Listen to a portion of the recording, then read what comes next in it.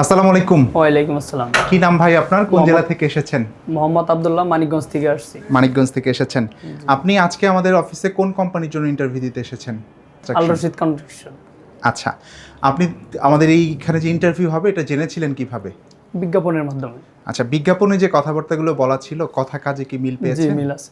আচ্ছা, আপনার কাছে কি মনে হয় যে অন্য জায়গার থেকে আপনি কি কিছু কম টাকায় যেতে পারছেন?